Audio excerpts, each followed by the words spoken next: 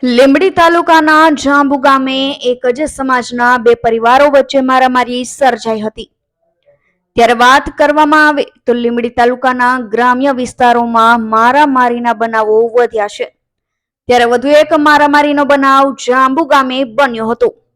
વાત જાણે કે એમ છે કે જાંબુ ગામે રહેતા પગી સમાજના બે પરિવારો વચ્ચે સામાન્ય બોલચાલમાં ઉગ્ર સ્વરૂપ ધારણ કર્યું હતું, જેમાં જૂની વાતનું મન દુઃખ રાખીને અને ચાલવાના રસ્તા બાબતે આ મારામારી સર્જાઈ હતી, જેમાં મહિલાઓ સહિત આ મારામારીમાં 6 ઉપરાંત લોકો ઈજાગ્રસ્ત બન્યા હતા। ત્યારે ઈજાગ્રસ્તોને 108 દ્વારા લીંબડી સિવિલ હોસ્પિટલ ખાતે સારવાર અર્થે ખસેડવામાં આવ્યા હતા। ત્યારે પોલીસને જાણ થતાં પોલીસ ઘટના સ્થળે દોડી ગઈ હતી, તેમજ ત્યારબાદ પીએસઆઈ સહિતના પોલીસ કર્મીઓ સિવિલ હોસ્પિટલ ખાતે દોડી આવ્યા હતા। ત્યારે આ મારામારી બાબતની એમએલસી લીંબડી સિવિલ હોસ્પિટલ ખાતે નોંધાવા પામી હતી। ત્યારે એવું કહી શકાય કે લોકોમાં કાયદાનો ખોફ નથી રહ્યો અને કાયદો હાથમાં લઈ રહ્યા છે। કલ્પેશ વાઢેરનો report, Gujarat national TV news, Surendranagar.